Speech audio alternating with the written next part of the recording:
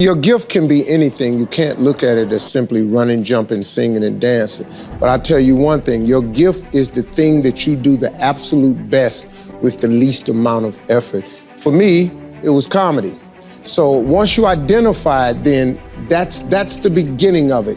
But there's a lot of work to do even after you identify your gift. You know, you can believe you're something all you want, but if you don't work towards it, you're just sitting there, it's gonna be empty. Failure means you've now learned another valuable lesson that pushes you one step closer to success. It means go in another direction. It means you have to go in another direction. Failure is not the end all. No. People keep getting buried under failure. I bet you that you have failed more times than anyone in this room. Absolutely. I promise you have. I'm willing to bet that I have failed more times than anyone in this room, because I have attempted so many things that you have no idea what I've attempted and failed at. But I don't let the failures define me. It's God pointing you in another direction. And it's clear about that. And you've got to be willing to go with that bend, because that bend in the road is the only way. Success is not a straight line. It is not. It's crooked, it's down in a valley, it's back up over a mountain. See, I'm a seed, I really am. But a seed has to be planted. A seed got to have dirt put on top of it. If you take a seed and throw it on the concrete and walk off, the sun just burn it up. But guess what? Logically, in my mind, it doesn't make sense that to grow something, you should dig a hole, put it down in there, and cover it with dirt. Logically, that don't make no sense to me. But though. See, dirt is necessary for growth and development. Dirt builds character. Dirt gives you the push-through factor. Dirt makes you come with it when you don't feel like coming with it no more. And you get dirt in a lot of different ways.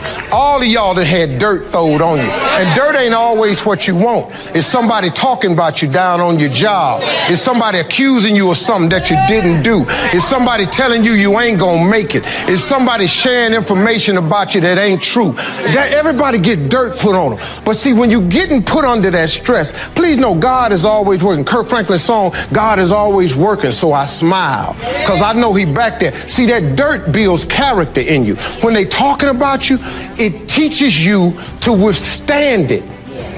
Then it gives you something to push through. So when you put the seed and you put the dirt on it, if you understand stress, stress really ain't just dirt. Stress, see, they don't call it dirt when they plant it. They call it soil.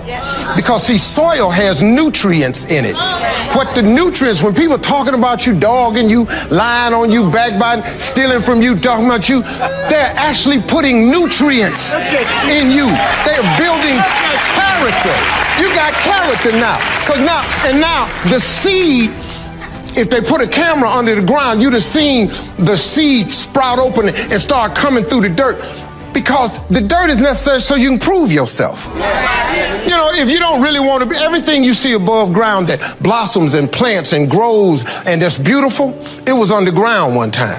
All them potatoes, collard greens, they was underground one time. Them apple trees, they was underground one time. So they had to prove themselves. See, you want to be successful, well then you got to prove yourself. You got to push through the dirt. You got to come up through here. You got to come out. Then you sprout, and then Bishop say, then you become a tree. Next thing you know, you got fruit. So when people try to figure out how to make $1 million, they have no idea how daunting that is. Because if you know how to make $1 million, you gonna make it tomorrow. But since you can't figure out how to $1 million idea, you go somewhere and sit down. That's the wrong approach. If you apply your gift, your God-given gift that he gave you, you have millions already at your disposal. If you break it down inch by inch into things essential, or the 10 by 10 theory, which is very simple. You don't need $1 million idea, you need a $10 idea. You need something that you do, your gift that God gave you, to make $10. That's all you got to be able to know. I don't care if it's cutting hair, cutting somebody's grass, washing somebody's car. I don't care if it's mowing somebody's lawn. I don't care if it's driving people to their destinations. I don't care if it's babysitting.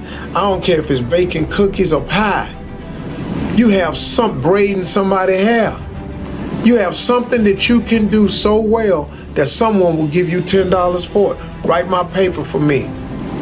Do this for me. Somebody give you $10 for it.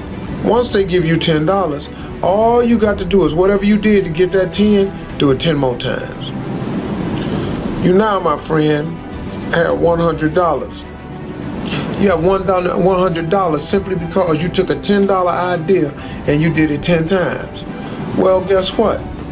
If you take that $100 that you made since you done it 10 times and you do it 10 more times, I got news for you, my friend. You now have $1,000. $1,000, you make $1,000, guess what all you got to do? You got to multiply that effort again. Do whatever you did to do $1,000, do it 10 more times. My friend, you now have $10,000. You got $10,000 now. Imagine if you was making an extra $10,000 a month. Just imagine if you was making an extra $10,000 a month. That's $120,000 a year.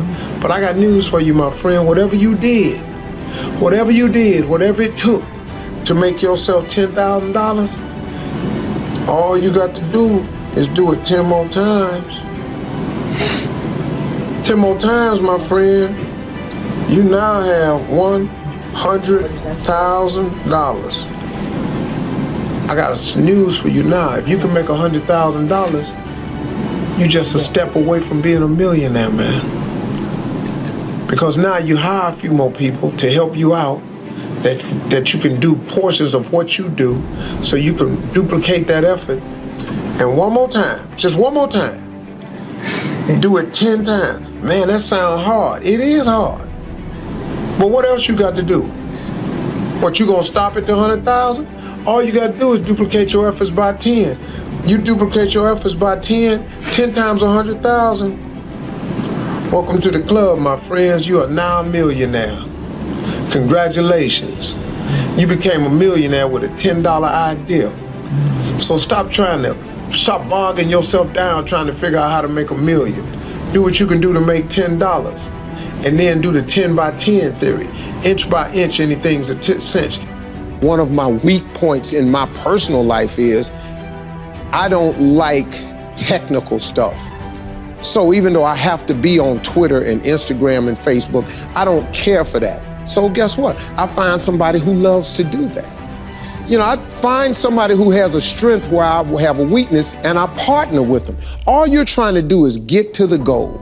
No one gets there by themselves. Everybody needs help. Now, when you know what you got going for you, be confident, not cocky. Managing your strengths, knowing what they are, and don't let nobody talk you out of it. And that gets you fight ready. You get fight ready like that. You got to know you. Helps you develop your skills. All the while, you're developing your strength. You just got to keep developing the strength. Don't let anybody talk you up. At the same time, you must work on improving your weaknesses. So I've had to, in spite of myself, get on Instagram, get on Twitter, get on Facebook. I got to do the videos whether I want to or not, because the world is moving to social media. If I had as many followers as Kim Kardashian, I probably wouldn't even have to do this TV show.